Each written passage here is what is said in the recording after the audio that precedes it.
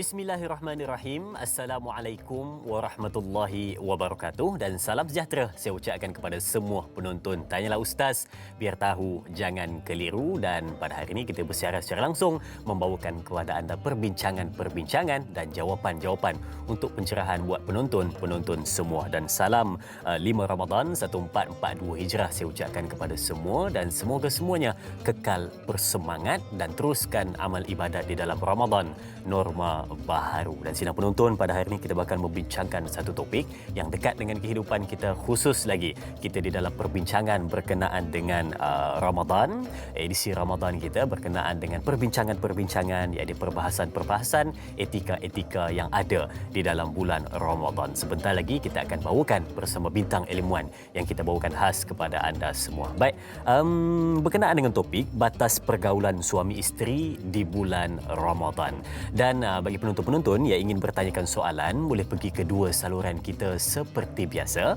Untuk buat panggilan boleh pergi ke 0377261603 atau nak terus ke Facebook rasmi kita di Tanyalah Ustaz TV3. Mungkin ada pada pagi ini penonton-penonton yang tak dapat ataupun tak berkesempatan melihat di kaca TV di rumah, boleh melihat di mana anda berada menggunakan peranti anda. Dan satu benda saya ingin pesan kepada anda semua, jangan lupa untuk tekan butang suka dan kongsi untuk sama-sama sebarkan kebaikan.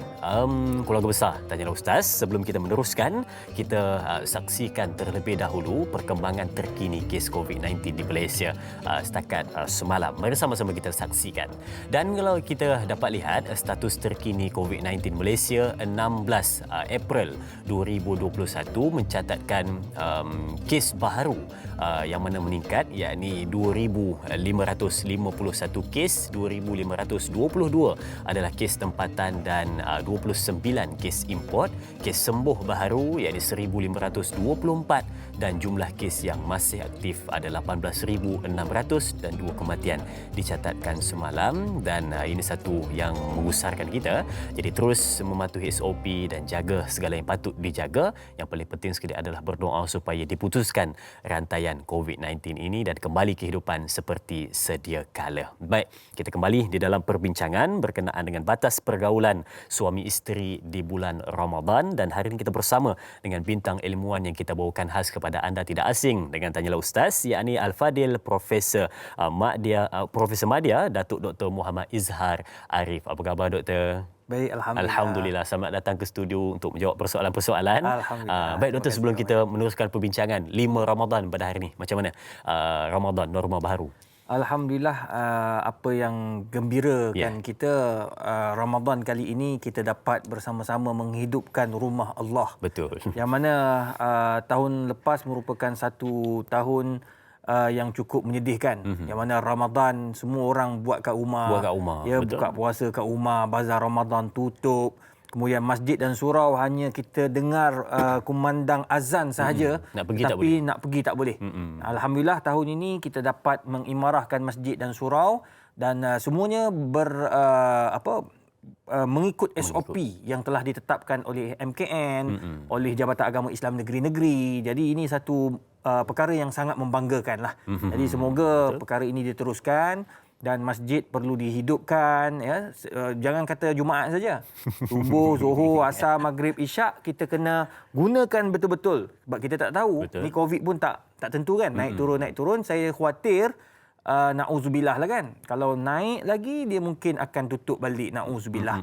Jadi kita kena berhati-hati dan sentiasa jaga SOP yang telah ditetapkan oleh MKN. Baik, terima kasih Doktor untuk pesanan 5 Ramadan pada hari ini dan terus mematuhi SOP. Dan yang paling penting sekali adalah kita ada kelainan di dalam Ramadan pada tahun ini disebut sebagai Ramadan norma baharu. Baik, untuk topik perbincangan batas pergaulan suami isteri di bulan Ramadan, mungkin kita nak dengar dahulu pembukaan untuk perbincangan soalan ini untuk kita mengetahui ke mana hala tuju perbincangan kita. Silakan Doktor. Okey, bismillahirrahmanirrahim. Alhamdulillah wassalatu wassalam ala Rasulillah wa ala alihi wa sahbihi ajma'in. Yang saya hormati dai, rakan-rakan, para penonton yang dirahmati Allah. Bila kita sebut tentang tajuk hari ini, nampaknya dia lebih kepada hubungan kekeluargaan, hubungan suami isteri. yang mana ada orang dia awal-awal lagi dia dah orang kata saddul mi'zar. Ya, saddul mi'zar ni Nabi gunakan pada 10 akhir Ramadan. Maknanya 10 akhir Ramadan ni Nabi ikat kain, saddul mi'zar, sebab nak kejar Lailatul Qadar. Bila kita nak kejar Lailatul Qadar, maknanya ialah malam tu kena banyak iktikaf, ya, kemudian dia tak boleh diganggu. Jadi Nabi gambarkan 10 akhir Ramadan tu tolong hold lah sekejap bab-bab dunia ni. Ikat sikit kain tu bermaksud kita cuba elakkanlah daripada melakukan apa-apa hubungan suami isteri. Bukan tak boleh, boleh. Ya, takut disebabkan hubungan itu menyebabkan bangun lambat, mandi wajib, lah kali tak sempat. Jadi perbincangan kita lebih kepada apa tahu? Lebih kepada bagaimana Ramadan itu kita nak menghubungkan, menguatkan silaturahim, menguatkan kasih sayang antara suami isteri. Bahkan dalam masyarakat kita pula meletakkan bahawa bulan Ramadan ni tak bagus kahwin. Bila sebut kahwin bulan Ramadan, dia kata bahaya kahwin bulan Ramadan ini tak bagus. Tak, semua itu adalah mitos. Setiap bulan kita boleh kahwin. Yang tak boleh kahwin masa kita dalam ihram saja.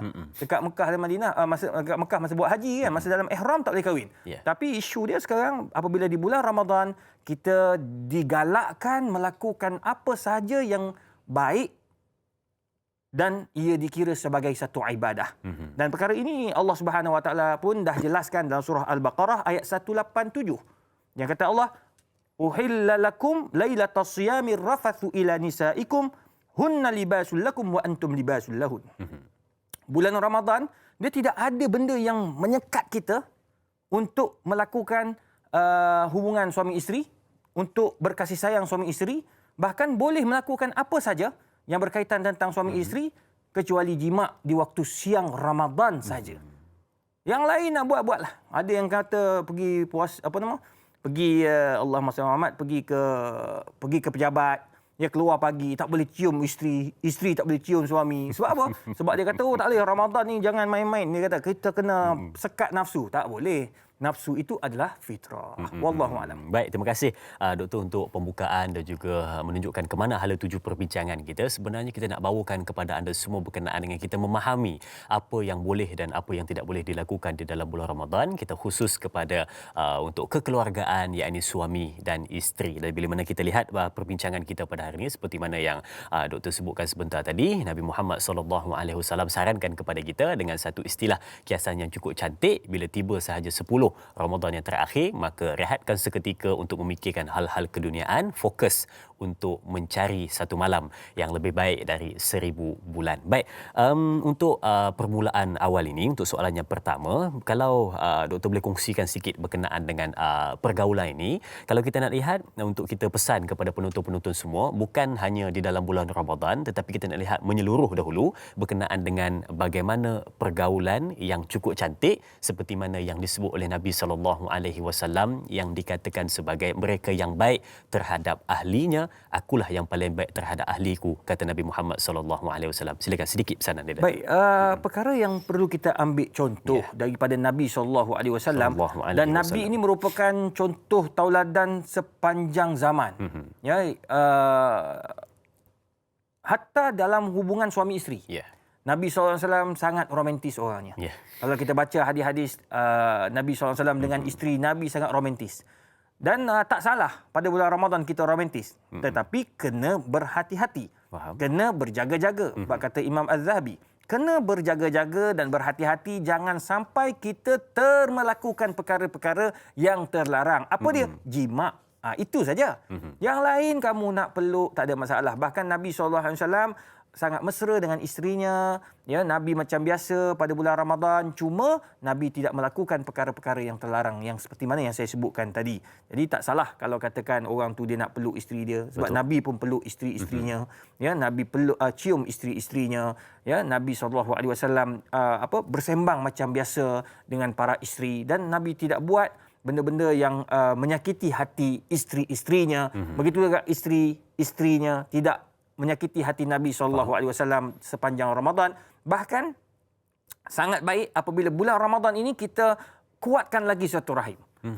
Kita bangun pagi, peluk isteri kita. Lepas tu isteri kita masak, kita teman. Sambil teman kita sembahyang tahajud. Jadi tak salah. Jadi itu merupakan contoh yang baik daripada kita kepada anak-anak kita yang melihat bagaimana suami isteri, ibu bapa menunjukkan kasih sayang di hadapan mereka khususnya di bulan Ramadan. Pagi-pagi saling tolong-menolong. Nabi SAW tolong isteri-isterinya. Hatta kalau Nabi makan, pinggan yang Nabi makan tu Nabi ambil dan Nabi nak pergi basuh sendiri. Jadi maknanya Nabi ni begitu hebat dalam kekeluargaan. Jadi itu sebab Nabi bagi tahu, ana khairukum li ahli. Aku adalah yang terbaik daripada kamu semua dalam menjaga keluarga.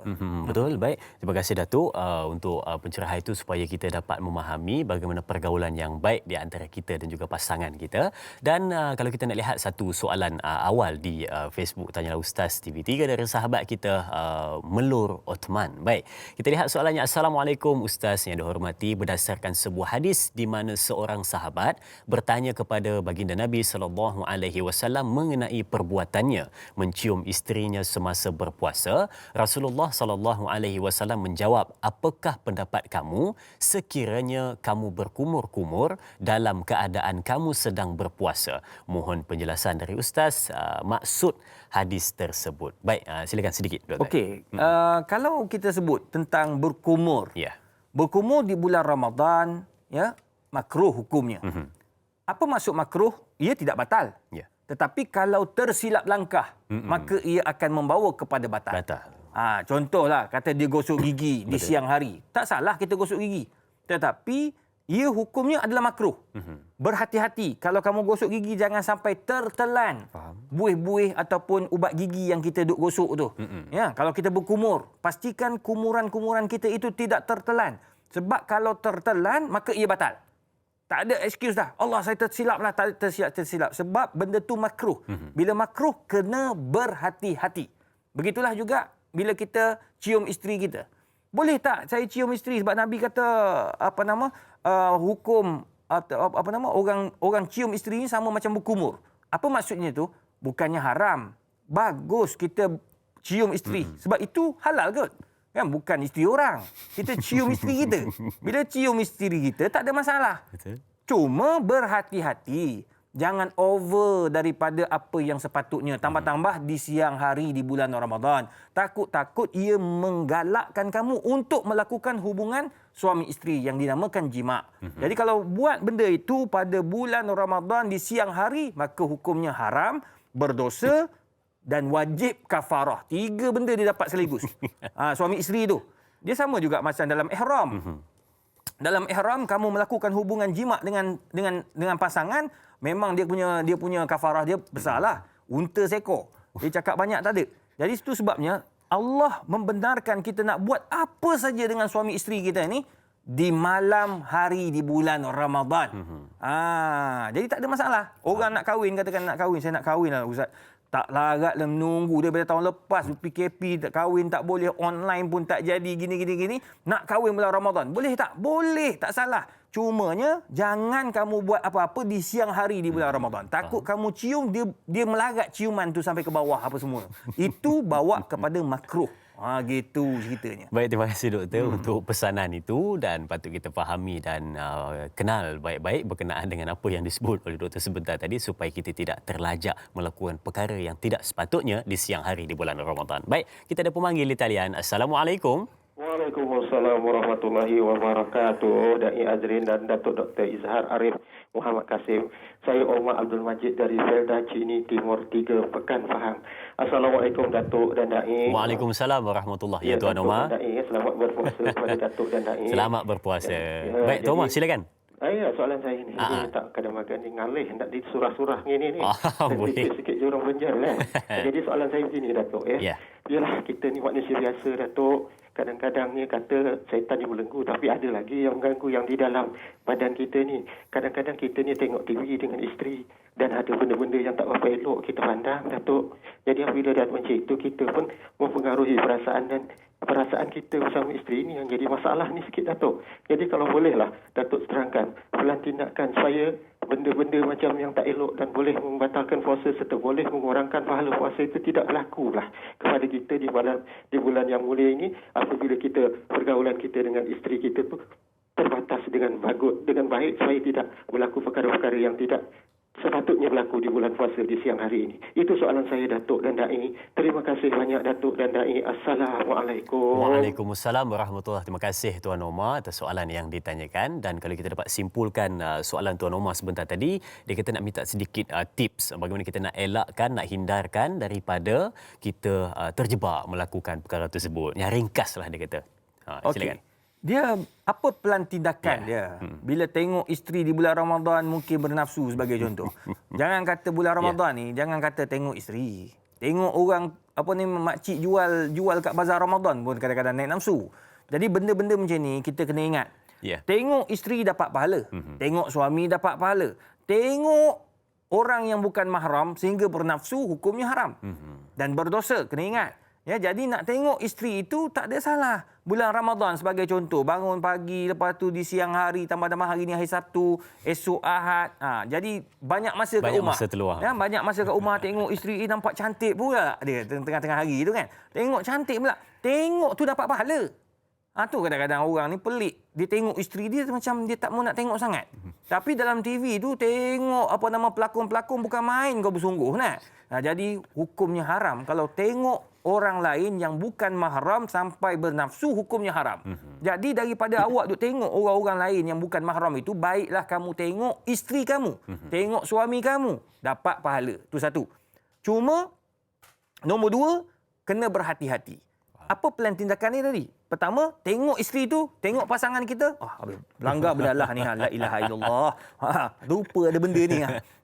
Yang pertama tadi, kita kena tengok dengan perasaan takwa kepada Allah. Tengok isteri, tengok suami, kita nak dapat pahala. InsyaAllah dapat pahala tu. Nombor dua, berhati-hati. Jangan melampaui batas di siang hari di bulan Ramadan. Faham. Sebab apa? Sebab ia dilarang oleh Nabi SAW. Bahkan hukumnya makruh. Itu nombor dua. Nombor tiga, kena berhati-hati. Jangan sampai melakukan jima'. Na'udzubillah. Bila melakukan jima', maka dia akan menyebabkan kepada dosa, haram dan kafarah. Nombor empat, jangan sampai keluar air mani. Na'udzubillah. Jangan melampau sangat sampai kamu sengaja mengeluarkan air mani yang dinamakan onani. Hukumnya haram di bulan Ramadan di siang hari. Dan onani ni bukan saja bulan Ramadan haram. Luar Ramadan pun hukumnya haram. Faham kan apa onani? Buka kamus nanti, insya-Allah. Kalau yang tak reti itu boleh Google. Wallahu a'lam. Allah. Baik, bila mana kita sebutkan tadi berkenaan dengan 4 perkara yang Dr. kongsikan kepada kita supaya kita berjaga-jaga, nak lihat maka boleh silakan, itu pahala, tetapi kena elak daripada 3 perkara yang bakal mengundang sesuatu yang tidak diingini. Itu kita kena pastikan kita elakkan. Baik, bila disebut tentang pergaulan dan juga ada yang menyebutkan bila mana kita di rumah perasan ada sesetengah orang yang bila mana tiba saja bulan Ramadan, suami ataupun isteri dia cuba duduk jauh sikit-sikit. Dia duduk jauh dan tak nak bersembang, tak nak bermesra-mesra, tak nak rapat-rapat, dan kadang-kadang ada yang sebulan tak bertunggu sapa sebab dia kata nak fokus pada Ramadan. Sampaikan ada satu terjadi masalah adalah salah satu daripada pasangan itu terasa hati kerana dipinggirkan katanya. Jadi bila mana jadi situasi seperti ini, terasa terpinggir dan salah seorang daripada pasangan terasa hati, adakah berdosa kerana nakkan fokus kepada Ramadan sehingga mengecilkan hati pasangan? Silakan sedikit, Doktor. Baik, bila sebut tentang terasa hati itu sebabnya kita kena balik kepada sunnah Nabi. Nabi Muhammad ni adalah contoh terbaik. Nabi Muhammad SAW pun orang kata berpuasa di bulan Ramadan. Bahkan Nabi mempunyai ramai isteri pula. Jadi cuba bayangkan Nabi SAW orang yang terulung, orang yang hebat, orang yang terpilih menjadi Rasul dalam ramai-ramai makhluk Allah, Nabi Muhammad terpilih. Tiba-tiba kita ni nak buat lebih daripada Nabi. Mustahil. Itu takkan berlaku. Itu sebabnya kalau kita nak buat apa-apa pun balik kepada sunnah Nabi SAW. Tengok apa yang Nabi buat. Pertama, Nabi SAW dia menjaga keluarganya sebaik mungkin di bulan Ramadan, khususnya hubungan suami isteri.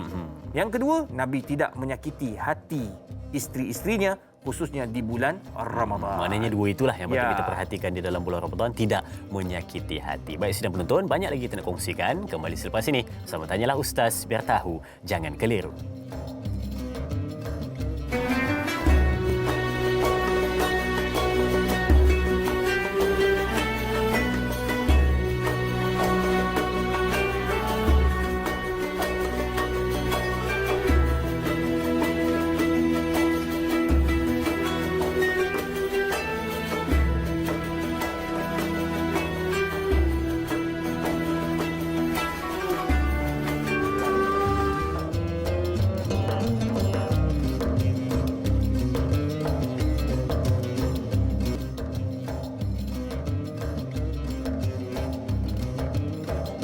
Baik, terima kasih dan terima kasih diucapkan kepada semua penonton yang masih setia walaupun pada hari ini banyak aktiviti yang bakal kita lakukan seketika nanti, tetapi kita meluangkan masa 2 jam pada pagi ini hingga 8.30 pagi menyaksikan Tanyalah Ustaz, biar tahu, jangan keliru, 1 jam setengah di TV3 dan sambungan 30 minit di TV9.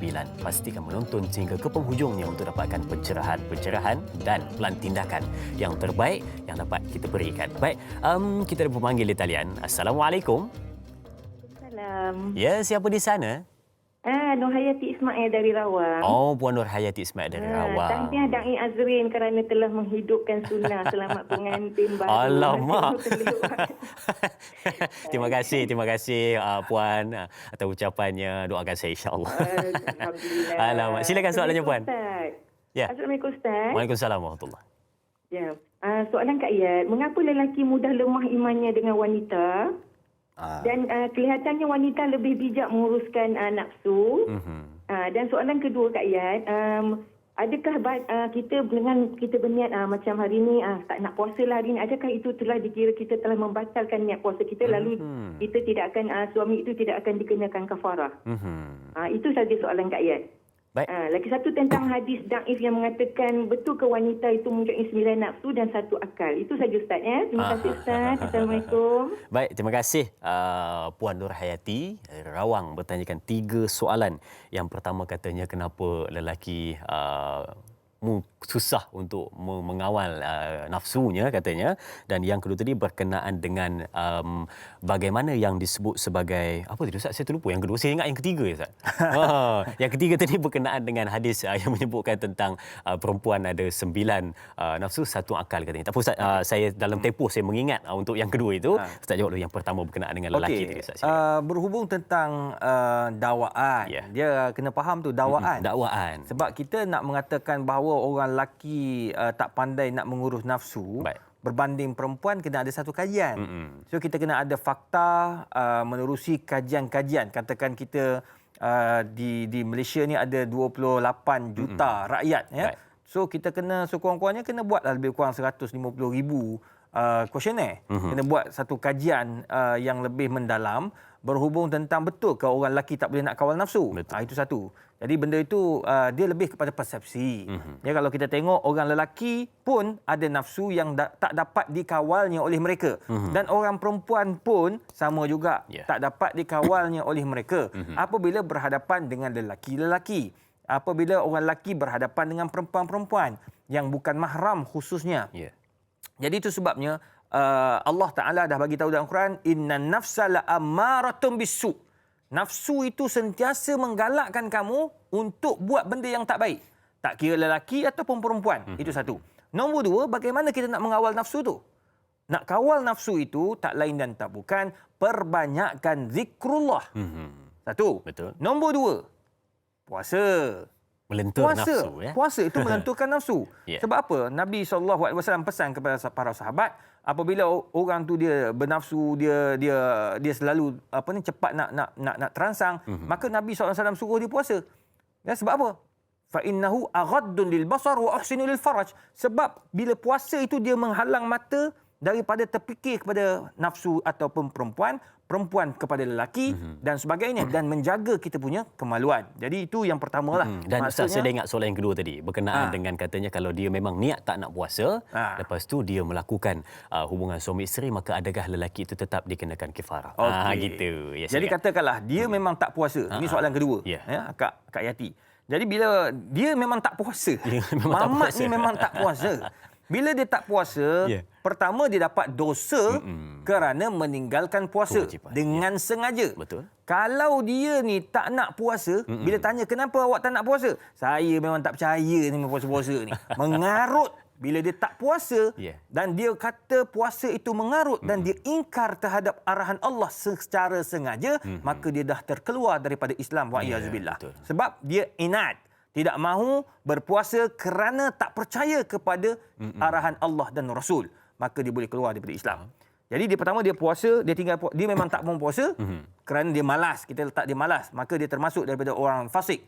Jadi kalau katakan dia tak puasa, dia bersetubuh dengan isteri dia. Maka dia tidak kena kafarah. Cumanya dia wajib ganti pada selepas ni lah, ganti puasa sebab dia tak puasa. Sebab nak hukum dia tu kena kafarah masa dia berpuasa. Sekarang ni dia tak puasa. Walaupun begitu, ada ulama yang mengatakan bahawa dia tetap kena kafarah juga. Kafarah dan ganti. Kafarah dan ganti sebab nak ajar orang ini agar dia belajar kena hormat bulan Ramadan. Kena hormat puasa di bulan Ramadan. Kena hormat hak orang berpuasa. Jadi dalam hal ini ada pandangan-pandangan ulama. Cuma pandangan yang keras memang orang itu, lelaki yang tak puasa itu tetap kena kafarah dan tetap wajib kena ganti. Pada masa yang sama dia berdosa kerana buat benda yang haram. Pandangan yang agak lembut, dia tidak kena kafarah tetapi berdosa kerana buat benda yang haram. Pada masa yang sama dia wajib ganti puasa yang dia telah tinggalkan.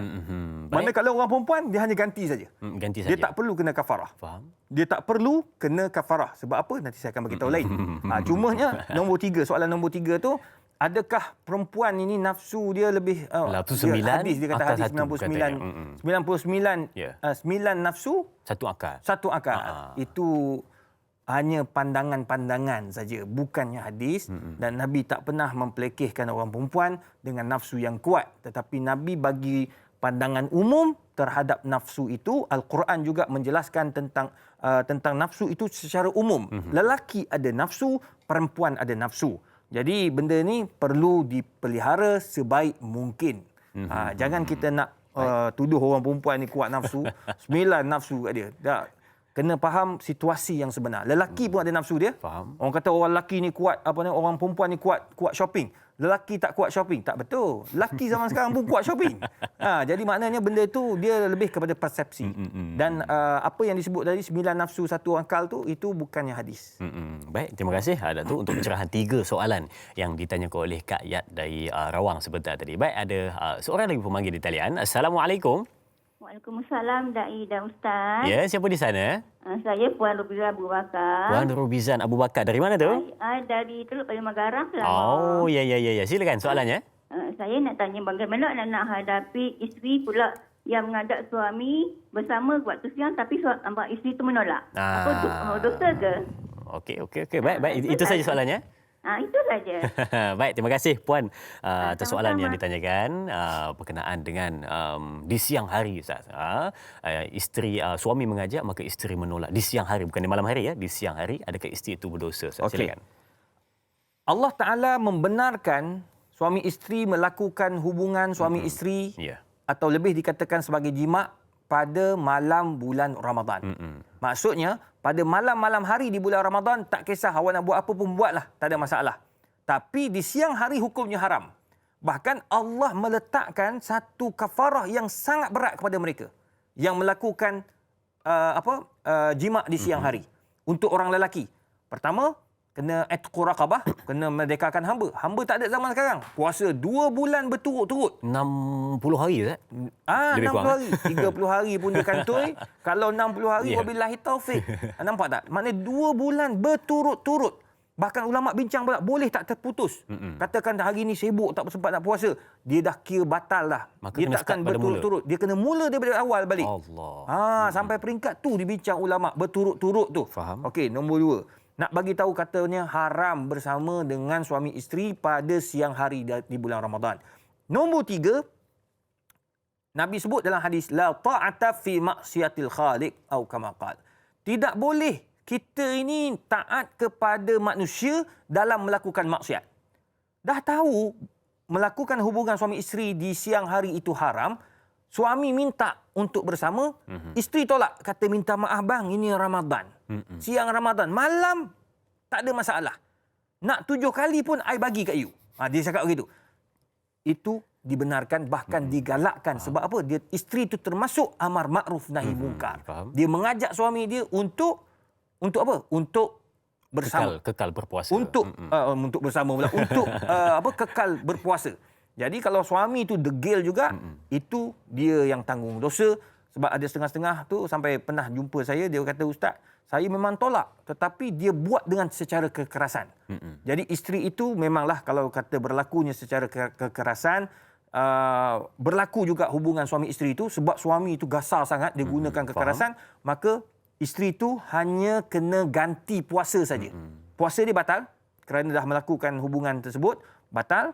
Cuma dia kena ganti pada selepas Ramadan. Tapi tidak berdosa. Tak berdosa. Tapi suami itu pertama haram, berdosa dan wajib ganti. Nombor 4, wajib bayar kafarah.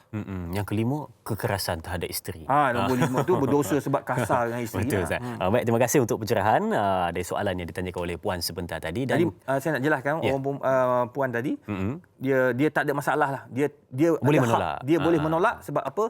Itu digalakkan dalam Islam. Tetapi tolak dengan cara yang baik, penuh berhikmah. Dan kalau tadi kita ada kongsikan juga berkenaan dengan soalan sebelum daripada soalan Puan Rubizan sebentar tadi, berkenaan dengan bagaimana kalau orang tu dia memang tidak berpuasa lalu dia melakukan hubungan. Tetapi Ustaz, kalau kita nak ubah sikit soalannya, kalau kita kata dia sedang berpuasa tetapi dia memang niat berbuka untuk melakukan. Jadi adakah sama situasi Ustaz atau bagaimana? Sama juga hukumnya dibincangkan ulama.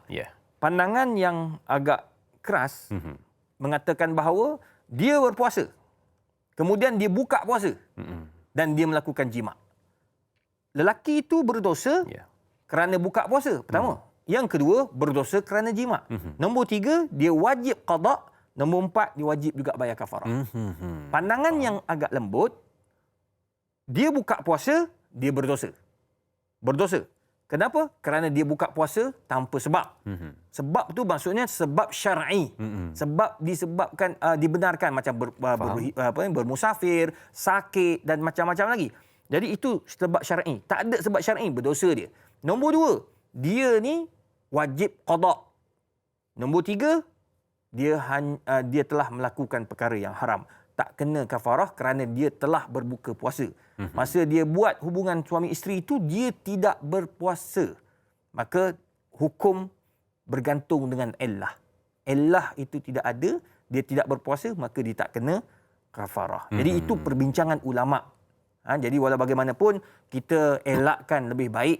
Bahkan ada setengah macam guru saya dulu, Dr. Wahbah Az-Zuhaili, dia jelaskan memanglah pandangan yang kuat tidak kena kafarah, cuma untuk mengajar dan mendidik, hakim ada hak untuk mewajibkan kafarah ke atasnya. Untuk mengajar agar dia tidak mempermain-mainkan puasa di siang hari di bulan Ramadan. Faham, supaya kita berjaga-jaga tidak mempermainkan ibadah puasa di siang hari di bulan Ramadan. Dan mungkin juga ada penonton-penonton yang bila mendengar saja jawapan ataupun perbincangan kita pada hari ini, dia masih lagi dalam keadaan kekeliruan dan juga muskil. Adakah berdosa itu disebabkan dia melakukan hubungan di siang hari ataupun berdosanya itu kerana dia membatalkan puasanya, Ustaz? Ataupun kedua-duanya sekali berdosa, Ustaz? Mungkin ada sedikit pencerahan, mungkin penonton-penonton tertanya-tanya, Ustaz. Okey, kalau kedua-duanya yang buat benda tu secara sukarela, dua-dua berdosa. Tapi kafarah hanya kena kepada suami saja, isteri tak kena. Dibincang ulama dalam Syarhul Majallah ada sebut, dalam kitab Majmu' ada sebut, kenapa orang perempuan ni, apa falsafah di sebalik kafarah ni hanya pada orang lelaki saja. Kenapa orang perempuan tak kena? Ada hikmah dia, ada falsafah dia. Sebab nak bagi tahu, ar-rijal qawwamuna 'alan nisa. Lelaki yang bertanggungjawab jaga isteri. Isteri ni patut dididik dengan baik. Tapi kamu ni dah buat benda yang salah. Kamu pula yang mengajak dia buat yang tak elok. Itu satu. Betul. Maknanya kamu mengajak dia untuk buat benda yang haram. Berjimak di siang hari. Maka hukumnya haram. Kamu patut dipertanggungjawabkan dan kamu perlu dikenakan hukuman. Apa dia? Kafarah. Itqu raqabah. Lepas tu kalau tak boleh itu, barulah pergi 2 bulan berturut-turut puasa. Kalau tak boleh juga tak larat, dah try dah ustaz. Dah try 2 kali dah try. Maksudnya dah 4 bulan try tak jadi. Maksudnya dia masuk baru boleh pergi yang ketiga. Apa dia? Bagi makan 60 orang. Jadi sekarang ni nak bagi tahu kamu yang kena sebab kamu pemimpin dalam keluarga. Nombor 2, benda tu tidak akan berlaku kalau kamu melarang ya nafsu kamu daripada melakukan hubungan suami isteri. Jadi itu sebabnya kita kena faham dosa dua-dua dosa sebab dua-dua nak, tapi kafarah hanya pada lelaki. Tapi kalau suami yang paksa macam tadi tu, faham? Suami dosa wajib pula bayar kafarah, wajib pula ganti. Yang isteri tidak berdosa kerana telah dipaksa atau dilakukan secara kekerasan. Jadi betul. Isteri hanya kena ganti saja. Baik. Kesian orang perempuan. Betul. Dan itu mengajar kita dan memperingatkan kita jangan bermain-main ya, jangan mengambil remeh apa sahaja yang berlaku di dalam bulan Ramadan kerana kita kena jaga sebaiknya kesucian bulan Ramadan itu dan ibadat yang kita lakukan. Baik, kita ada pemanggil di talian. Assalamualaikum. Assalamualaikum warahmatullahi wabarakatuh. Dai Azril dan Datuk. Ya tuan. Okey, saya Ismail. Tuan Ismail. Okey, soalan saya Datuk. Ya. Bagaimanakah hukumnya diwajibkan apa bagi orang yang berjima dengan sengaja di siang hari bulan puasa? Itu soalan saya. Terima kasih. Assalamualaikum warahmatullahi wabarakatuh. Waalaikumsalam warahmatullahi wabarakatuh. Terima kasih Tuan Ismail atas soalan yang ditanyakan. Baik, sidang penonton, untuk mengetahui jawapan dan pencerahannya, sebentar lagi kita akan bawakan. Kita berehat seketika, jangan ke mana-mana. Kembali selepas ini bersama Tanyalah Ustaz, biar tahu, jangan keliru.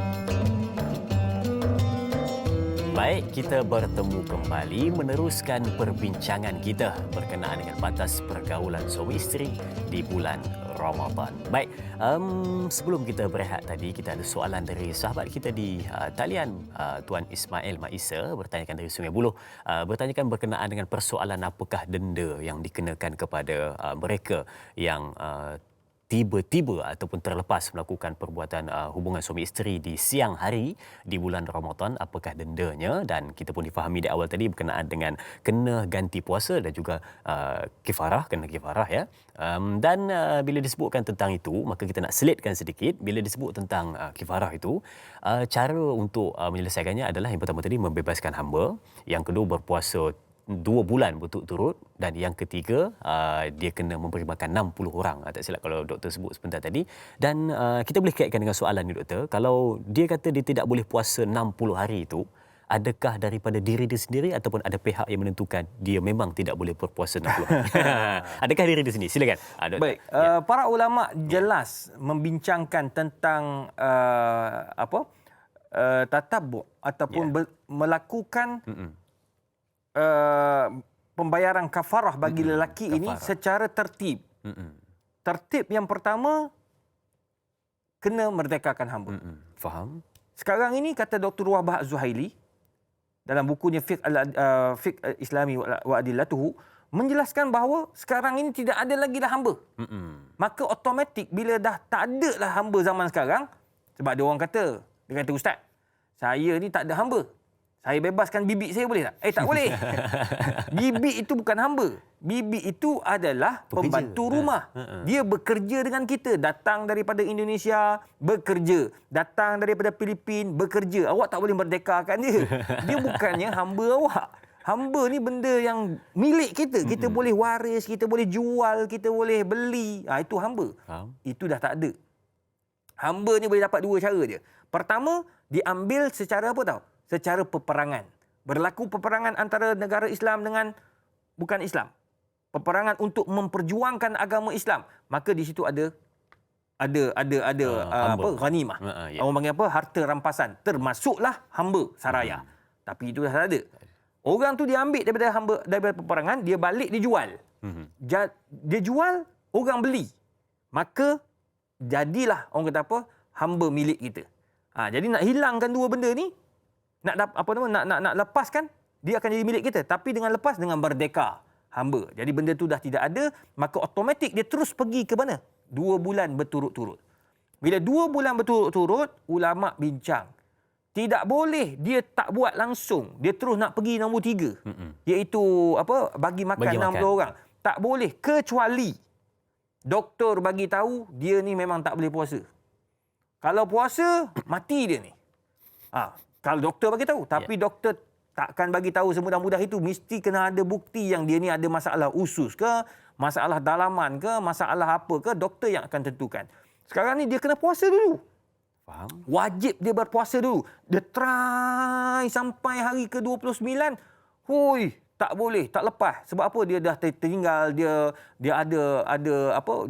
tersengaja, dia lupa makan sahur, dia buka puasa tengah hari. Dia kena mula balik daripada awal, kata para ulama. Dia boleh tinggalkan, boleh teruskan juga, kecuali boleh teruskan puasa 6 bulan berturut-turut tu, 2 bulan berturut-turut. Dalam tempoh tu, kalau dia nak putus, boleh dengan cara apa tau? Pertama, dia sakit. Tu boleh dibenarkan. Maknanya dia puasa dah ni. Sampai hari ke-32, demam 2 hari. Dia boleh tidak berpuasa 2 hari ni. Dia ganti balik. Dia sambung dia nanti. Masuk hari ke-33, 34. Tapi kalau dia bermusafir, dalam tempoh 2 bulan berturut-turut tu, dia bermusafir. Dia buka puasa sebab bermusafir. Boleh. Dia boleh teruskan. Tapi kalau dia sengaja buka, kenapa tak puasa?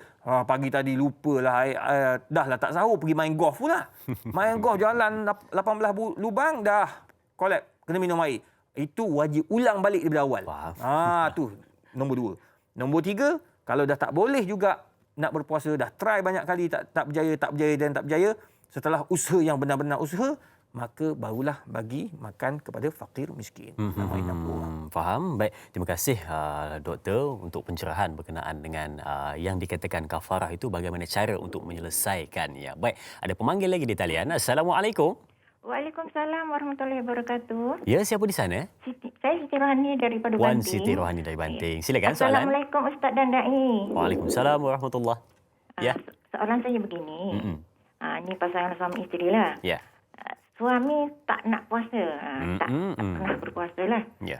Setiap tahun dia isterinya kena masak. Tapi tahun ni, dikata PKP ni, dia tak nak masak untuk suami. Dia biarkan suaminya tu kelaparan, tapi tahu-tahu lah dia tak puasa tu, biarlah dia cari makanan sendiri. Adakah isteri tu berdosa kerana tak nak masak untuk suami yang tidak berpuasa? Itu aja soalan saya, Ustaz. Assalamualaikum warahmatullahi wabarakatuh. Waalaikumsalam warahmatullahi wabarakatuh. Terima kasih Puan Rohani atas soalan yang ditanyakan. Dan sidang penonton, keluarga besar Tanyalah Ustaz, sebenarnya perbincangan kita boleh juga kita kaitkan dengan sebenarnya batas pergaulan dan juga batas hubungan. Bagaimana hubungan suami isteri di dalam bulan Ramadan. Boleh bertanyakan soalan seperti itu. Bukan hanya terkhusus kepada pergaulan sahaja. Dan bila mana kita sebut berkenaan dengan soalan tadi, bagaimana suaminya tak nak berpuasa, tetapi dia minta isterinya untuk masak. Tetapi bila mana tibanya PKP ini, mungkin ada kesedaran kan, nak paksa suaminya berpuasa dalam keadaan tanpa rela, jadi dia tak masak. Persoalannya, adakah berdosa isteri ini tak masak untuk suaminya bila minta di siang hari di bulan Ramadan? Silakan Ustaz. Baik. Nabi SAW sebut dalam satu hadis. Ya.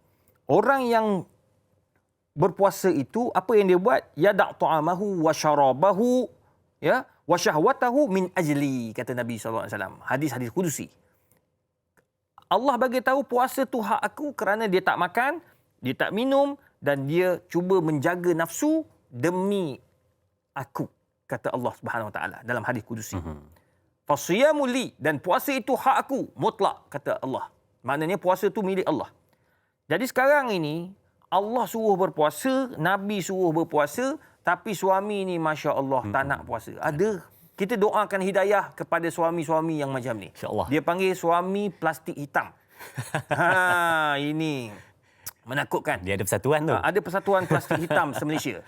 Jadi tuan-tuan, puan-puan, golongan-golongan ini tidak boleh diberi muka. Kerana apa? Allah Ta'ala sebut dalam Quran, wal takum minkum ummatun yad'una ilal khair wa ya'muruna bil ma'rufi wa yanhauna 'anil munkar. kamu ni diminta oleh Allah untuk mengajak kepada kebaikan dan meninggalkan kemungkaran. Termasuklah seorang isteri yang mempunyai suami yang macam tu. Dia ni suka, yang tak nak puasa, memang dia suruh isterinya masak. Isteri ni ada hak untuk tidak masak. Faham? Kerana taat kepada Allah lebih penting daripada taat suami yang fasik itu. Nampak tak? Na'udzubillah lah.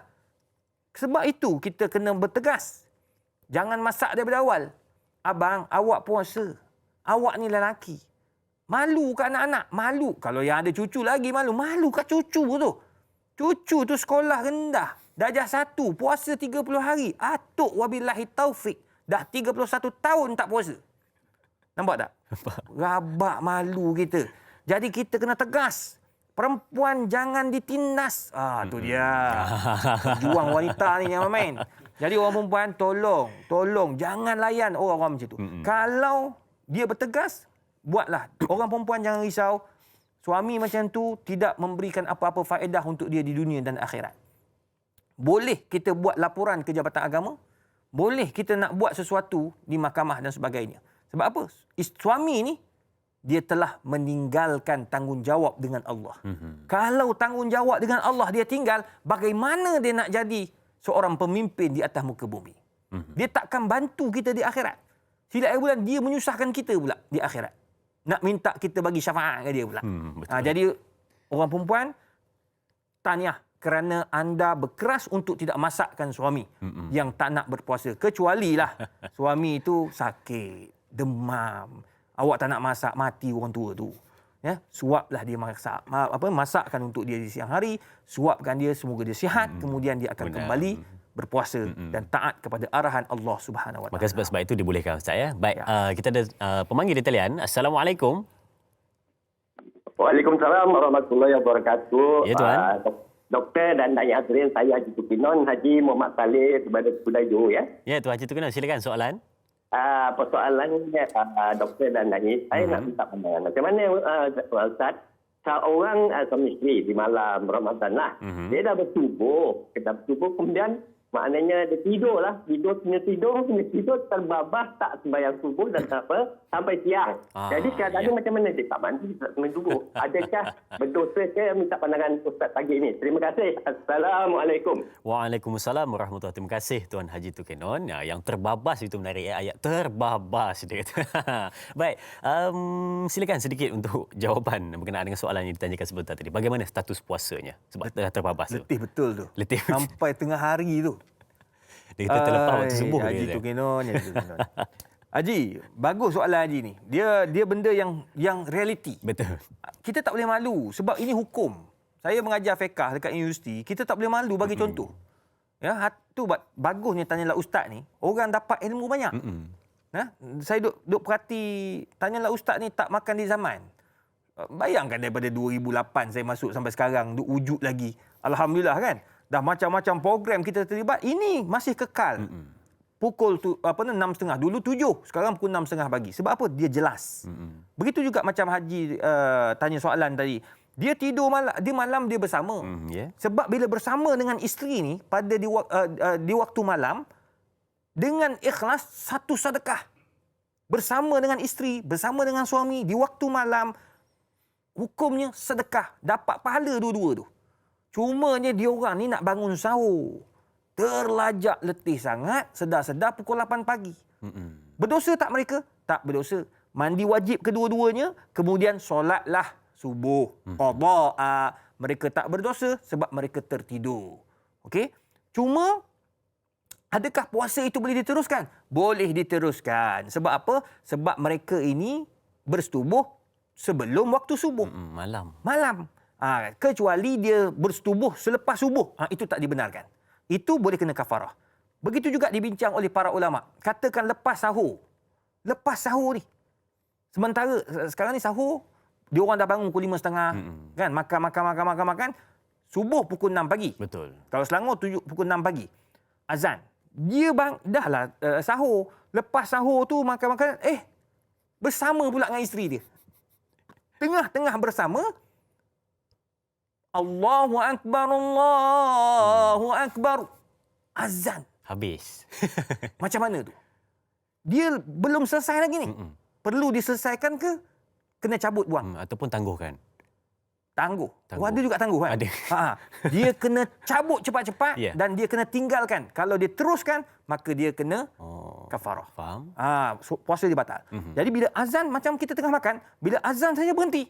Faham. Yang ada dalam tu telan lah. Cuma ada orang kata, Ustaz, kalau gitu kita kiaskan lah. Sama. Maknanya kita teruskan sampai habis. Tak boleh.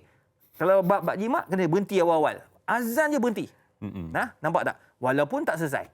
Jadi maknanya, soalan Haji Tukinon tu tak ada masalah. Maknanya kalau dia puasa di waktu dia bersubuh di waktu malam, dia bangun-bangun lepas subuh, puasa diteruskan, cuma solat qada. Solat subuh tu qada dan mereka tidak berdosa insya-Allah. Benar, insya-Allah. Baik, itu jalan penyelesaiannya, maka tak jadi apa dan qada subuhnya itu mandi wajib terlebih dahulu. Baik, sedang penonton, kita ada sediakan kapsul Ramadan untuk penonton-penonton semua dari Al-Fadil Ustaz Don. Saksikan, kita berehat seketika. Jangan ke mana-mana, teruskan menonton Tanyalah Ustaz, biar tahu jangan keliru.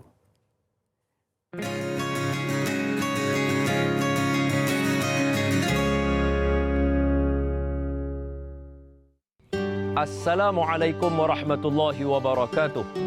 Bismillahirrahmanirrahim. Alhamdulillahi rabbil alamin. Wassalatu wassalamu ala asyrafil anbiya'i wal mursalin wa ala alihi wa sahbihi ajma'in.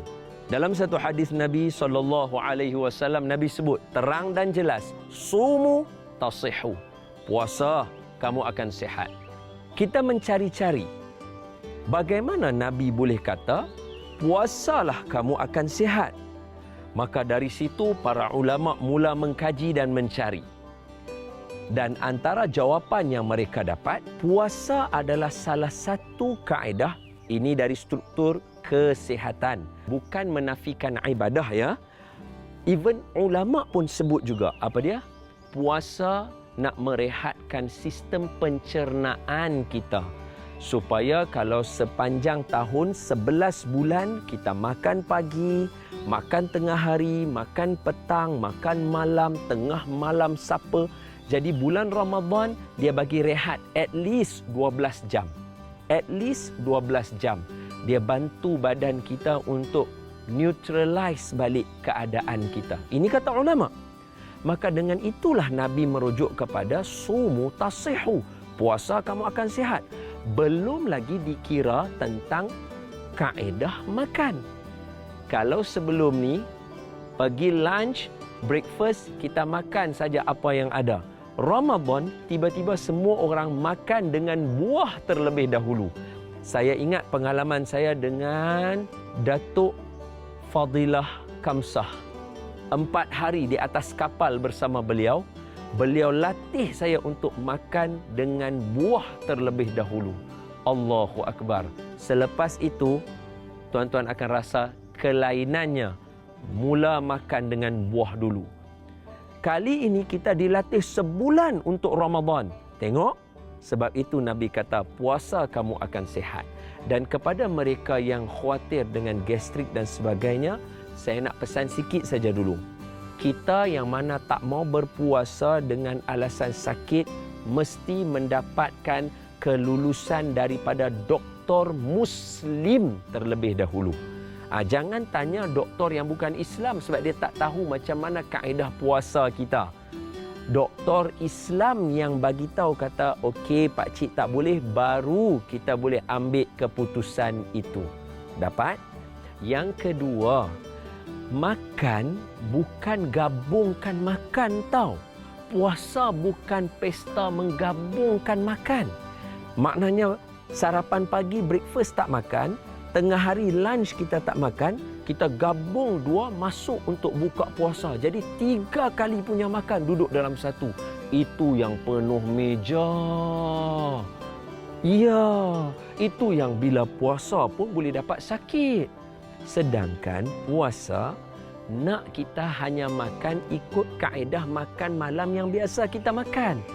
Kalau ini hidangan makan malam, itulah kita untuk kita buka puasa. Kalau ada nak tambah pun mungkin sikit sahaja. Mungkin sikit lapang. Atau nak ambil minuman atau makanan suplemen bagi kekuatan nak menghidupkan malam. Itu saja. Sebab itu jangan hanya fokus kepada makan untuk bulan Ramadan. Sebaliknya, jom kita fokus untuk tingkatkan ibadah, banyakkan amal-amal soleh.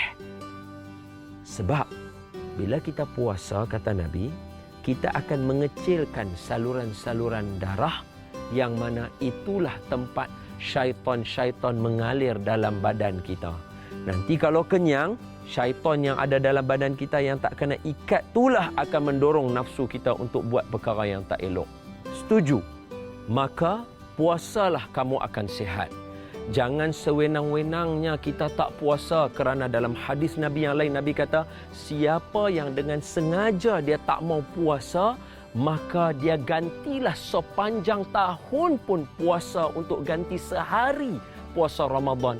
Tak akan sama. Kalau ikut guru kami Syekh Nuruddin, puasa sehari di bulan Ramadan yang kita tinggal, puasalah 70 puasa yang lain di bulan biasa. Nak ganti bulan Ramadan, tak akan dapat. Nampak bezanya?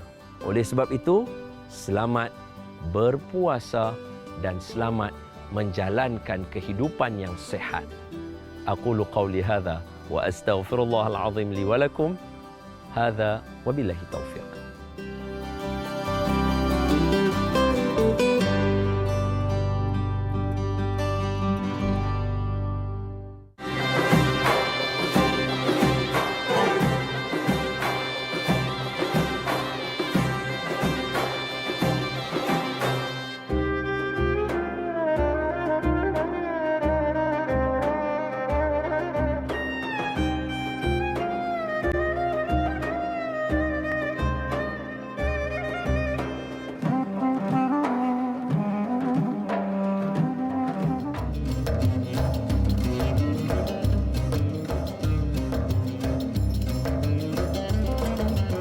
Baik, sidang penonton kembali bersuah membuka tirai perbincangan kembali kita untuk bersama dan masih membincangkan berkenaan dengan perihal batasan pergaulan dan juga hubungan suami isteri di dalam bulan Ramadan khususnya.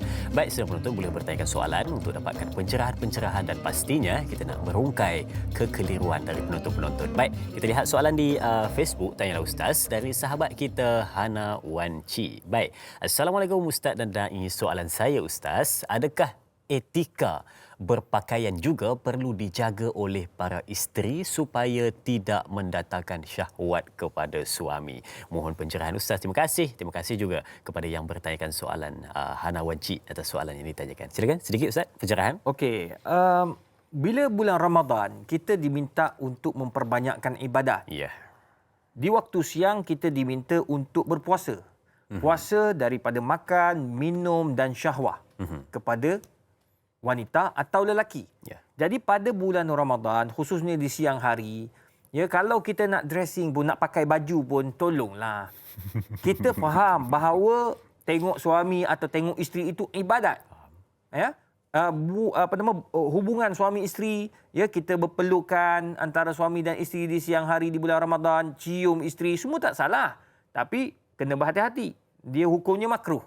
Jadi kalau dah keadaan macam tu, keadaan makruh, tolonglah kita kena bantu suami untuk tidak bernafsu kepada kita. Suami pula kena bantu isteri agar tidak bernafsu kepada dia. Jadi tolonglah jaga pakaian. Pakaian tu mainkan peranan juga.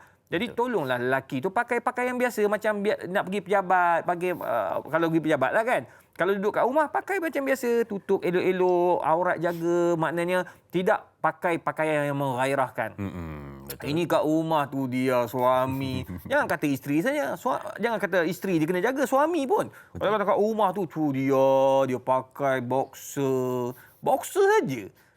Dah tahu dah isteri tak boleh tengok dia pakai boxer. Dia pakai, sengaja dia pakai. Dia nak pancing isteri dia. Maka dia telah menyumbang kepada benda yang mungkin membawa kepada haram, na'udzubillah. Itu sebab suami kena jaga, tutup elok-elok, pakai elok-elok, ya. Isteri pun sama juga, kena jaga-jaga. Janganlah pakai pakaian-pakaian yang seksi-seksi. Nak pakai malam okey, good, tak ada masalah. Tapi kalau di waktu siang hari, pakai pakaian yang biasa-biasa. Ya, kalau dah biasa pakai baju kelawar tu, kelawar je lah. kan. Hari Sabtu Ahad ni kan. Kalau katakan biasa dah pakai baju yang orang kata apa, baju duduk kat rumah, ya, yang cantik-cantik kat rumah tu, tak salah. Cuma jangan pakai pakaian-pakaian yang seksi-seksi.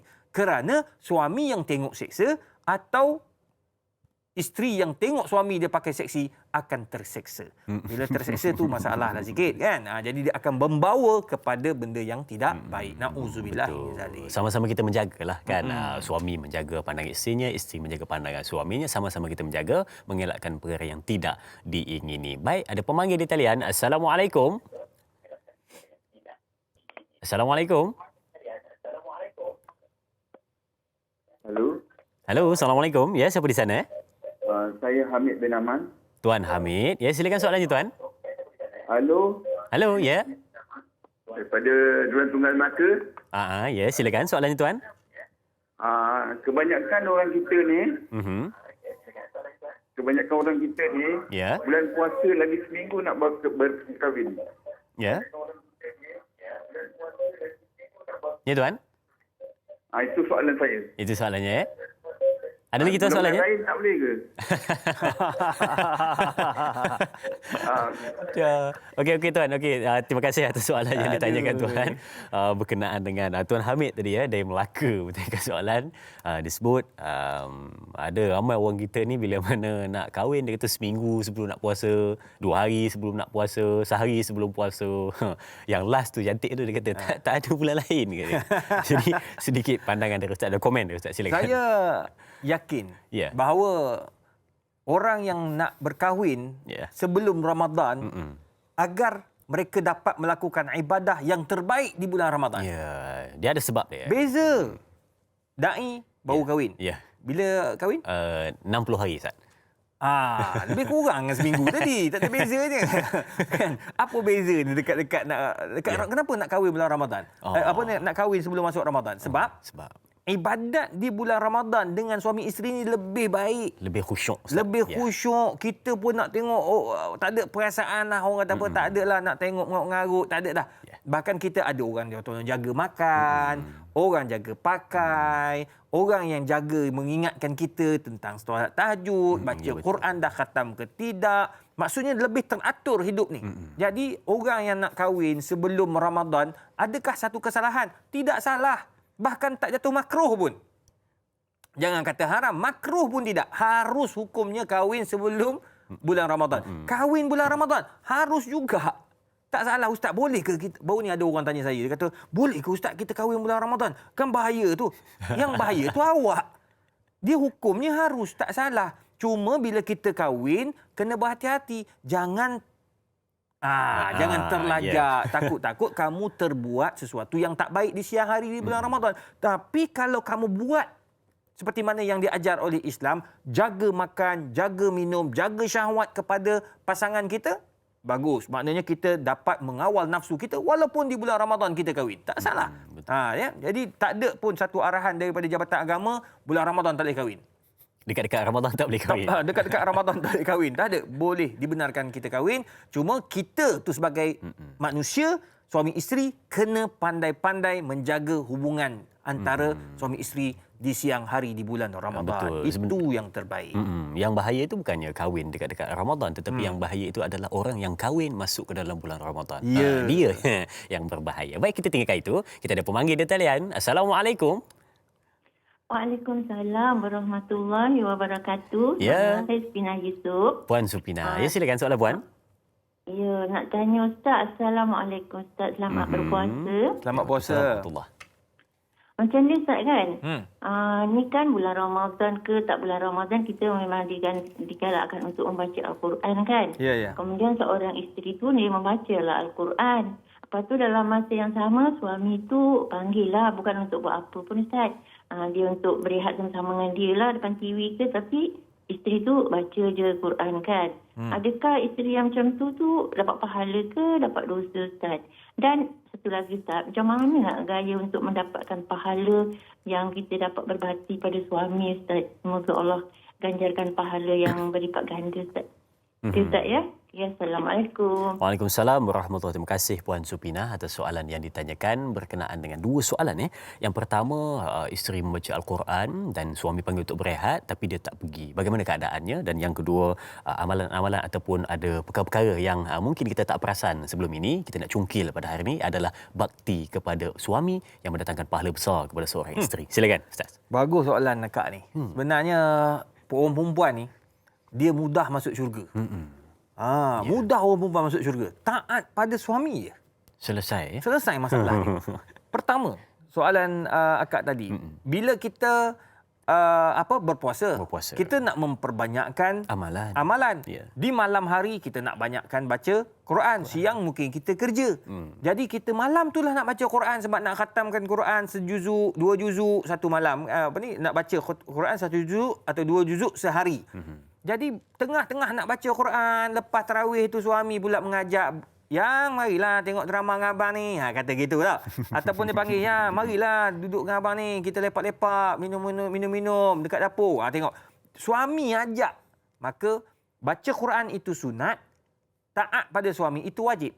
Maka wajib kita taat suami dulu. Sebab benda tu benda yang baik. Duduk tengok TV dengan suami. Walaupun tengok TV tu orang kata apa, benda yang mungkin dikatakan sebagai lara ataupun benda yang untuk hiburan, tetapi bila duduk dengan suami, teman suami itu dapat pahala. Jadi bila duduk tengok nampak benda-benda tak elok, "Bang, jangan tengok luar Ramadan, tak elok tu drama tu, tutup sikit." Kita boleh menegur dia. Jadi maknanya duduk tengok TV, makan-makan, minum-minum dengan suami di waktu malam itu amat digalakkan kerana ia mengajar kita untuk dekat dengan suami atau dengan isteri pada masa yang sama dapat pahala yang banyak. Itu yang pertama. Yang kedua, bakti kecil tapi pahalanya besar. Jadi kita baca Quran masa bila? Masa time-time yang kita ada masa dan ruang yang lain yang suami tak ada. Boleh, tak ada masalah. Kita boleh baca tu. Nombor 2 tadi, apa amalan pahala, bakti yang boleh bawa pada pahala yang besar dengan suami.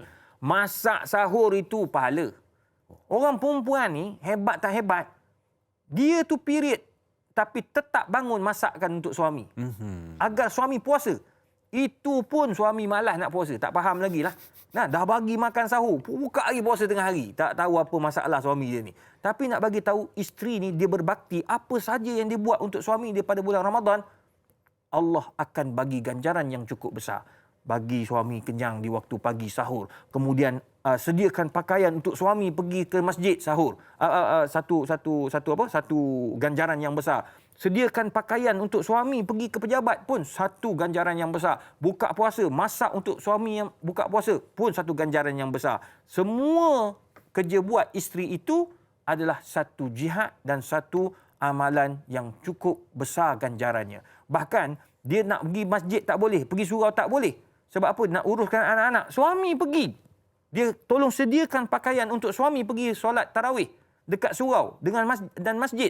Isteri ni dapat pahala yang sama macam mana suami pergi.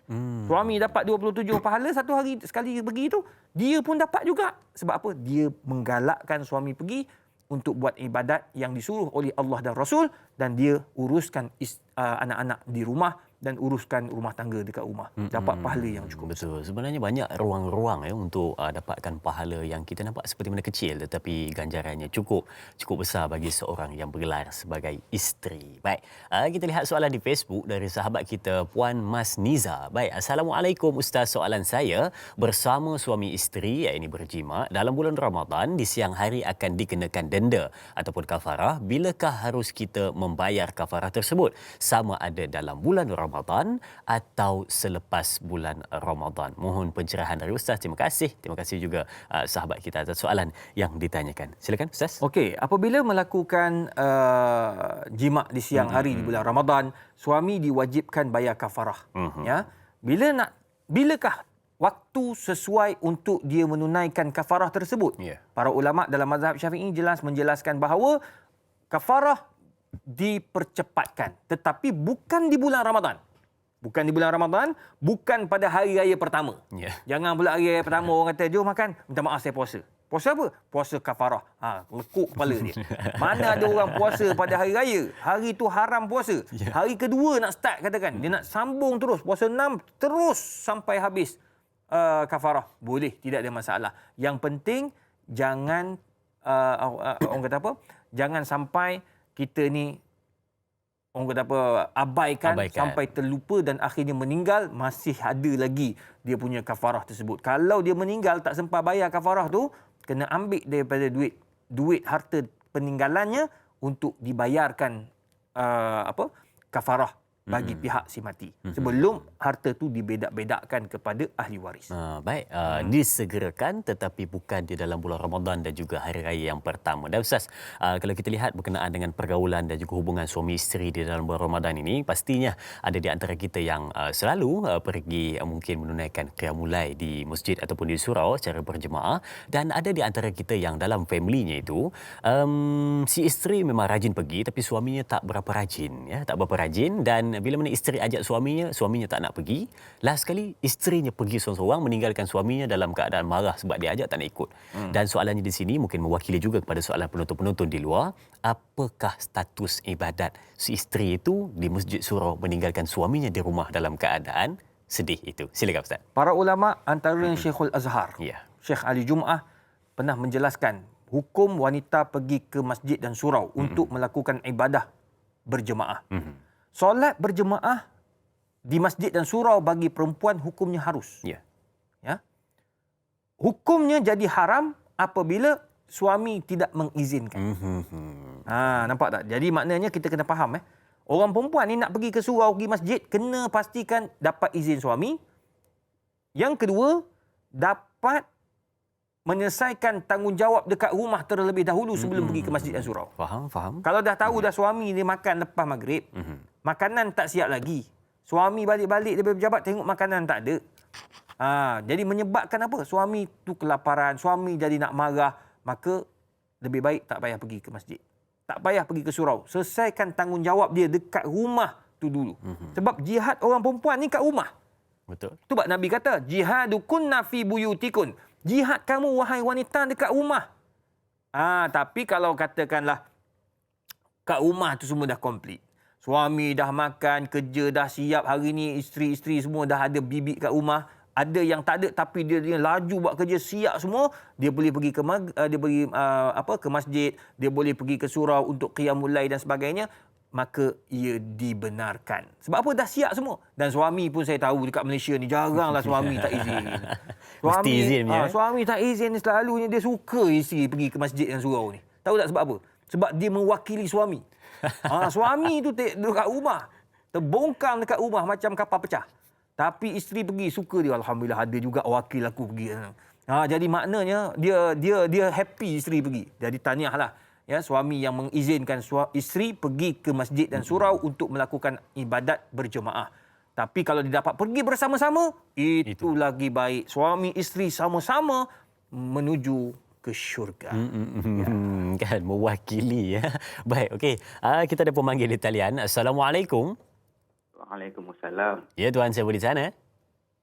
Saya Fikri Azizan. Fikri Azizan dari mana tu? Batang 3 Melaka. Oh, Melaka. Ya, silakan soalannya tuan. Apakah hukum apabila kita melewatkan mandi wajib selepas subuh? Pada malam itu kita bersama dengan isteri. Okey, baik. Itu saja soalan tuan. Ya, tuan. Baik, terima kasih atas soalan yang ditanyakan Tuan Fikri dari Melaka. Baik, sidang penonton, kita berakhir di sini di TV3, sambungan 30 minit di TV9. Teruskan menonton Tanyalah Ustaz, biar tahu jangan keliru.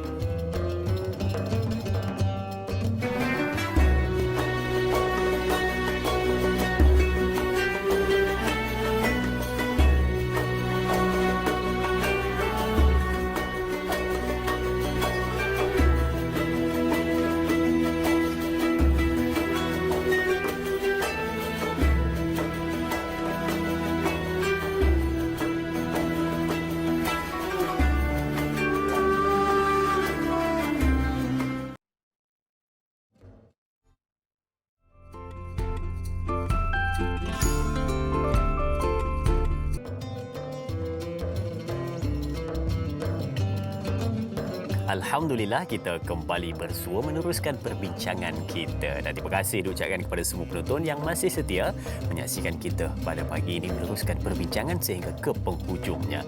Baik, tadi sebelum kita berehat ada sahabat kita bertanyakan soalan berkenaan dengan ada di antara kita segelintir orang yang sengaja melambatkan mandi wajib sehingga terlepas dah masuk waktu subuh dan juga habis waktu subuh dah sekali barulah dia mandi wajib. Kena dia melambatkan itu, apakah hukumnya Ustaz? Sedikit persoalan. Baik, tuan-tuan dan puan, terima kasih kepada yang bertanya. Sekarang kita dah berpindah ke TV9 ya. Alhamdulillah. Jadi pertama, mempercepatkan mandi wajib adalah sunnah Nabi SAW. Kerana kita ni dalam keadaan berjunub tidak baik lama-lama. Bahkan Allah pun dah bagi tahu orang yang la yamassuhu illal mutahharun. Nak pegang Quran pun tak boleh. Sebab apa? Kita dalam keadaan junub. Nak semayang pun tak boleh. Jadi oleh sebab itu mempercepatkan mandi wajib itu adalah sunnah. Orang perempuan yang period disunatkan, bahkan disuruh oleh Nabi SAW untuk mensegerakan mandi wajib. Faham. Itu yang pertama. Yang kedua, melambatkan mandi wajib hukumnya makruh. Kerana ia akan melambatkan kita solat fardu. Kalau kita lambatkan mandi wajib ini sehingga solat fardu tu habis waktu, maka hukum berubah daripada makruh kepada haram. Jadi jangan tunggu lama-lama lah. Kalau dah tahu awak tu ada, dah bangun kot. Macam yang panggilan awal tadi, dia sedar-sedar pukul 8, pukul 9. Kan? Ya, dia tidur. Ini tak tidur. Dia sedar. Sahur elok-elok tapi duduk lepak, tengok TV dulu, main PUBG, main game apa semua dulu, tengok-tengok dah pukul 8 pagi. Berdosa dan haram berbuat demikian. Baik, berdosa dan haram berbuat demikian kalau sengaja melewat-lewatkan. Baik, kita nak lihat soalan di Facebook dari sahabat kita Tuan Muhammad Faizal bin Ahmad. Katanya, Assalamualaikum. Jika bersama dengan pasangan di siang hari ketika dalam musafir, adakah dikenakan kafarah puasa 2 bulan berturut-turut untuk suaminya? Mohon perkongsian dari Ustaz. Terima kasih. Terima kasih juga Tuan Muhammad Faizal atas soalan yang ditanyakan. Silakan Ustaz. Apabila kita bermusafir, apabila kita sakit, kita dibenarkan untuk berbuka puasa. Apabila dia berbuka puasa kerana bermusafir, kerana sakit, tiba-tiba mereka melakukan hubungan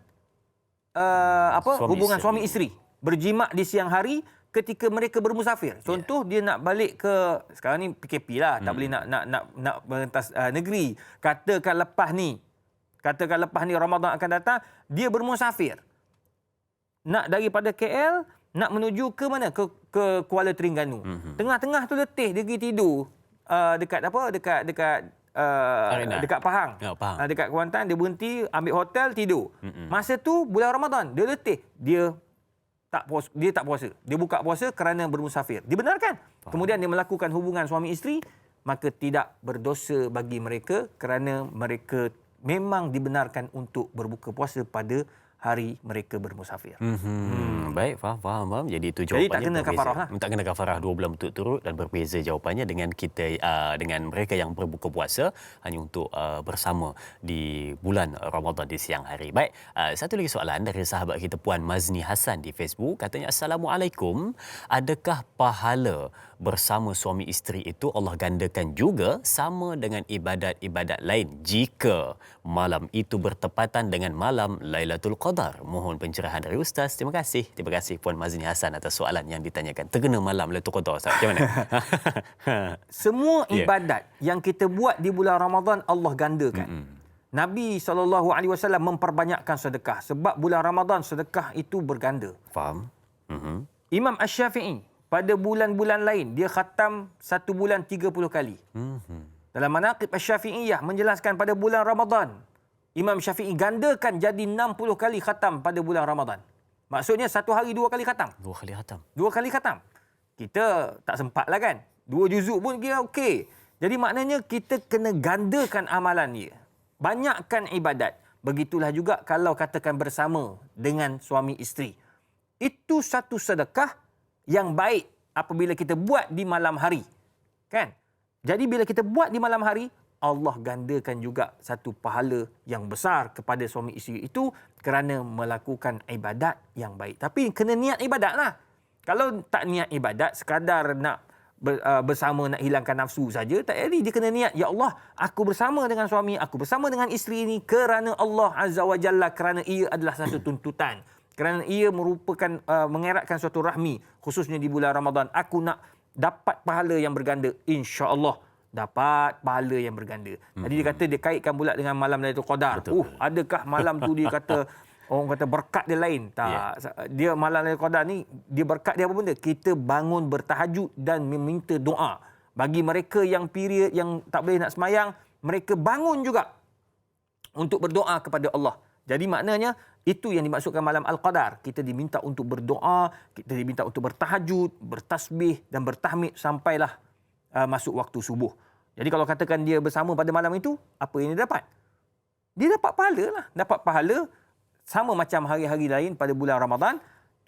Cuma kalau lekat anak, dia kata, Ustaz, kalau lekat anak, dia kata, kita letak Muhammad Al-Qadar macam mana? Malam Lailatul Qadar, Nur Lailatul Qadar. Dia tak payahlah kot. Nanti nampak sangat malam anak tu dibuat pada malam Lailatul Qadar. Cumanya itu orang kata apa, tak salah. Kita nak ambil yang terbaik pada bulan Ramadan. Betul. Baik. Terima kasih Doktor atas jawapan yang diberikan, pencerahan kepada penonton-penonton, dan kita ada pemanggil di talian. Assalamualaikum. Waalaikumsalam. Ya tuan, siapa di sana? Ya, saya sini Muhammad Zaini bin Abdullah dari Batang Kayu, Selangor. Muhammad Zaini dari Selangor. Ya, silakan soalan tuan. Ya Ustaz, saya nak tanya soalan Ustaz. Okey Ustaz, lelaki dengan perempuan ni di bulan yang mulia ini, di waktu malam lah, kita masuk macam kita nak bergurau senda di dalam satu macam karaoke yang dalam internet sekarang ni. Apabila kita lelaki dengan perempuan ni, kita bergurau senda tu, apa hukumnya Ustaz di bulan Ramadan ni? Okey. Baik, itu saja soalannya tuan. Ya, itu soalannya Ustaz. Okey, baik. Terima kasih tuan. Ya, terima kasih Ustaz. Assalamualaikum warahmatullahi wabarakatuh. Waalaikumsalam warahmatullahi wabarakatuh. Itu dia. Dia kata bergurau senda di dalam aplikasi karaoke sekarang katanya.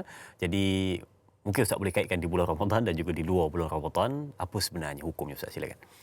Dia kalau katakan berkaraoke, nak bergembira, gurau senda antara suami isteri, tak ada masalah. Dia nak buat secara online ke, dia dengan bini dia, kan? Dia nak buat dalam bilik karaoke ke, tak ada masalah sebab suami isteri. Tapi isu dia bila dia buat dengan bini orang. Bila dia buat dengan suami orang. Bila dia buat dengan orang yang bukan mahram. Dekat situ kena berhati-hati. Apa sebab ni kamu bergurau senda tu? Takut-takut nanti ia termasuk daripada fitnah. Bila fitnah itu dah boleh membawa kepada hukum haram. Jadi kalau benda itu tak perlu, maka tak payah. Jadi tak payahlah nak orang kata apa, nak berkaraoke lah, nak duduk berdua-duaan antara lelaki dan perempuan, apatah lagi dalam bulan Ramadan yang bukan mahram, hukumnya memang haram lah, tak dibenarkan. Tapi dengan suami isteri tak ada masalah. Dia nak berkaraoke kat rumah, dia ada bilik karaoke. Dia nak karaoke berdua, tak ada masalah. Yang penting Quran dah baca, solat tarawih pun dah buat, solat berjemaah pun dah buat. Dia saja nak release tension dia. Kita karaoke sekali. Suami nyanyi, andai dipisah. Dia kata. Isteri pula pegang mic. Bila Israel terus insah suami dia, kata jom kita masuk balik baca Quran.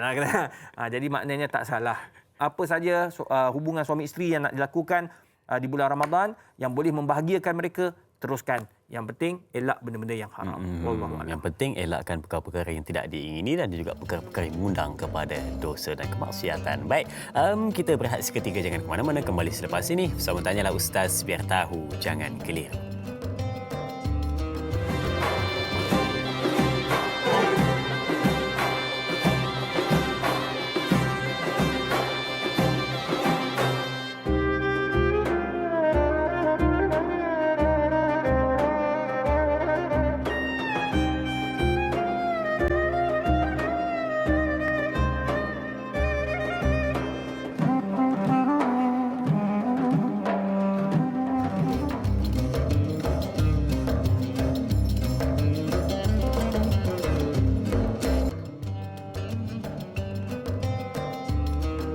Baik, terima kasih dan terima kasih diucapkan kepada semua penonton yang masih setia. Kita teruskan perbincangan kita. Kita nak ambil soalan-soalan yang ditanyakan oleh penonton-penonton, menjawab sebaik mungkin, dapatkan pencerahan. Baik, bila mana kita lihat berkenaan dengan isu batas pergaulan suami isteri di bulan Ramadan, ada mungkin yang terfikir di minda kita berkenaan dengan kalau kita fokus daripada awal sehingga ke saat ini, kita fokus berkenaan dengan bagaimana hubungan suami isteri dalam bab jima, ya.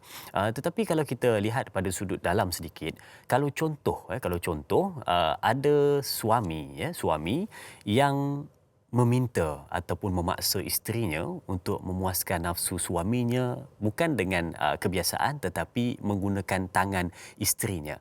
Bagaimana hukum di dalam bulan Ramadan di siang hari suami meminta ataupun memaksa untuk melakukan seperti itu? Bagaimana? Mari kita dapatkan pencerahannya dari Afadi Ustaz. Silakan. Baik.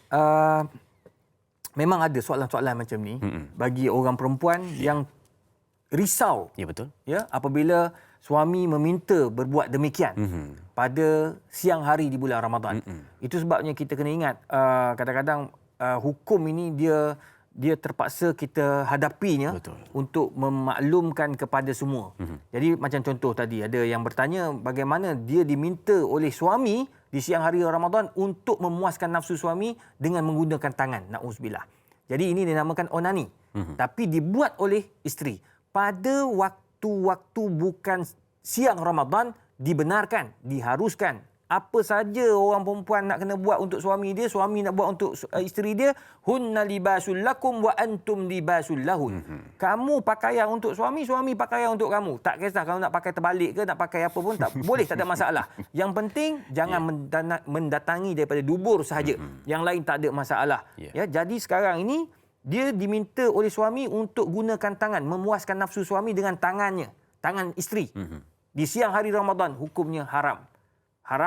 Ya, tapi kalau dipaksa oleh suami, isteri tak berdosa, suami yang berdosa kerana dia memaksa. Nombor 2, suami itu berdosa dan batal puasa dia. Yang ketiga, dia tak kena kafarah. Sebab apa? Dia hanya mengeluarkan air mani dengan tangan isterinya sahaja. Dan Ustaz, satu soalan, bagaimana status puasa isteri tersebut? Isteri tak batal puasa. Tak batal puasa, sebab dia guna tangannya pun. Kecuali dia gunakan kaedah memasukkan kemaluan suami dalam mulut dia. Faham. Ini di bulan Ramadan batal suami, batal puasa isteri dia. Sebab apa? Benda-benda macam itu tidak boleh dimasukkan ya pada siang hari di bulan Ramadan. Di malam hari itu ada khilaf ulama. Itu lain pula cerita dia.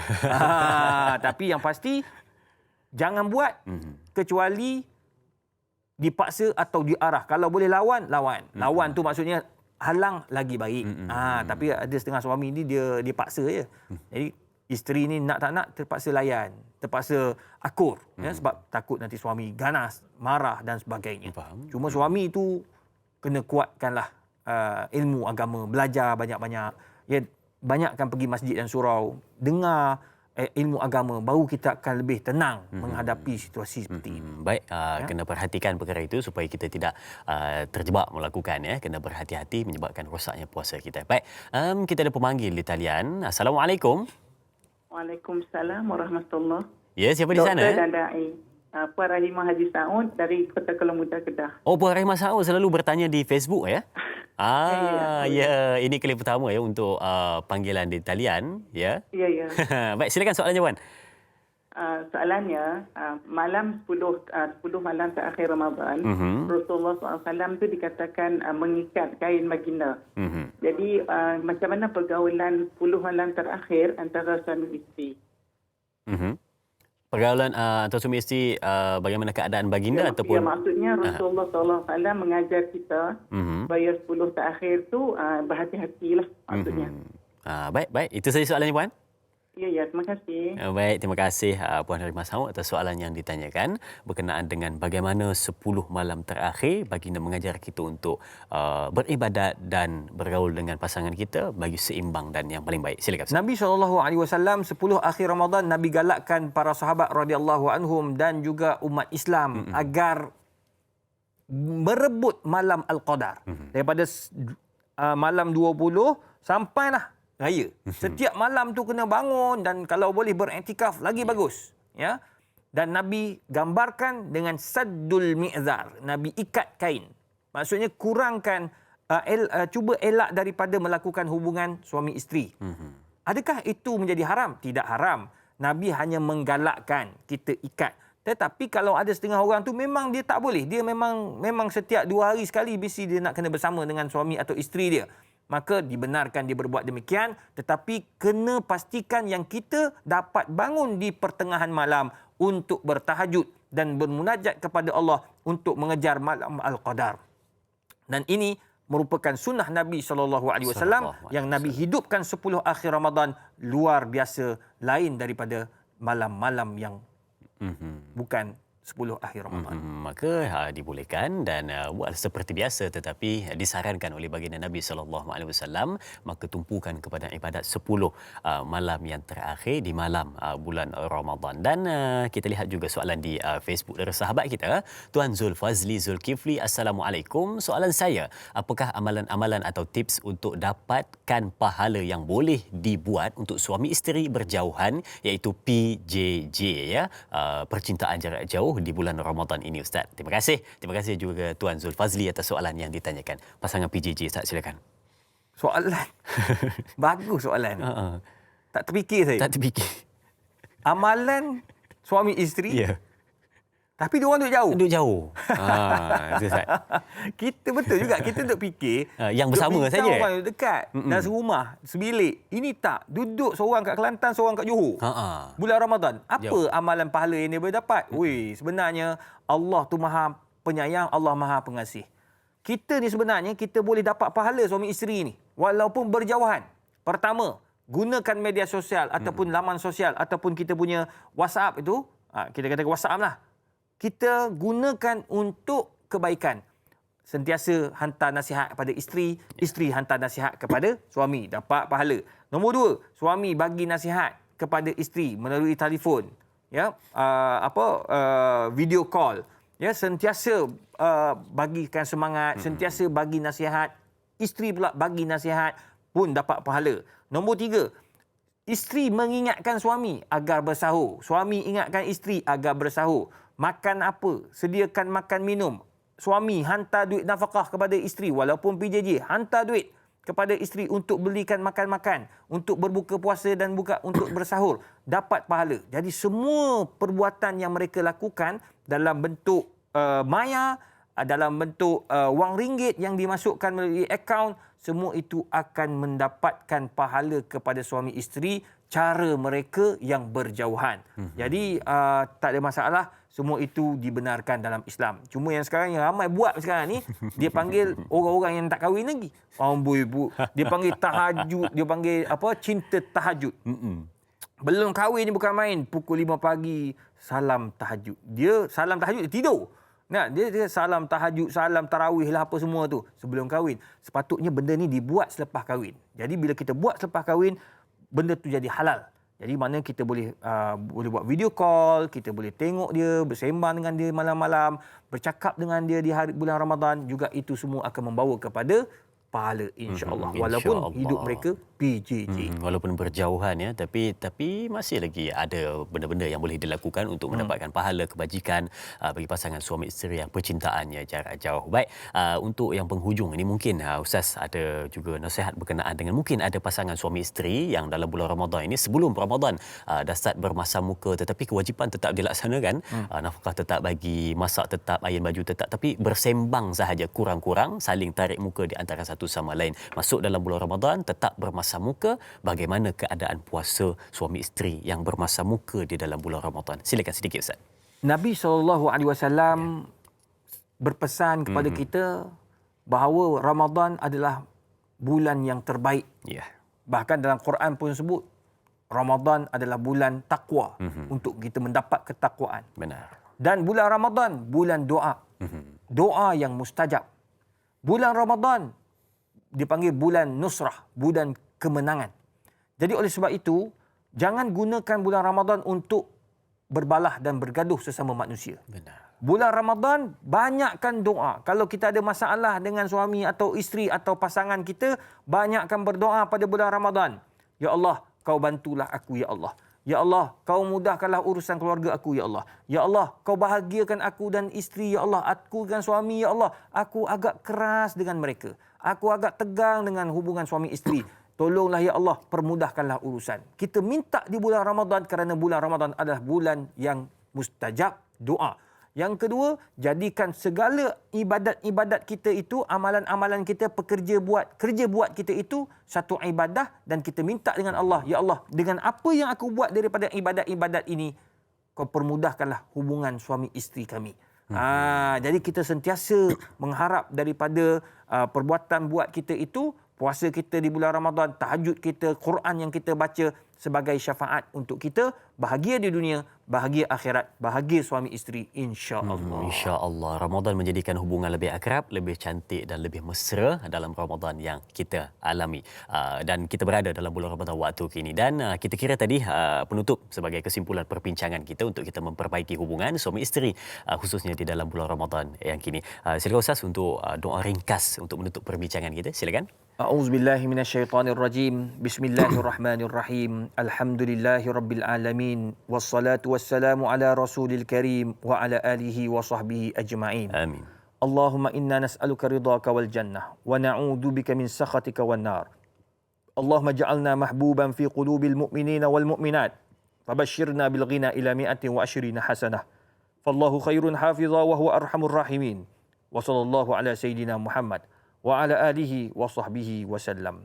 Taqabbalallahu minna wa minkum. Amin, amin, ya rabbal alamin. Terima kasih diucapkan kepada doktor untuk pencerahan dan juga input-input menarik yang diberikan kepada kita pada hari ini berkenaan dengan batas pergaulan suami dan isteri di bulan Ramadan. Sidang penonton, jangan lupa esok bersama dengan moderator Da'i Anas bersama ahli panel Ustaz Amran Yusof dengan topik Harus Ketika Puasa. Terima kasih diucapkan kepada semua keluarga besar Tanyalah Ustaz. Sekian, Assalamualaikum warahmatullahi wabarakatuh.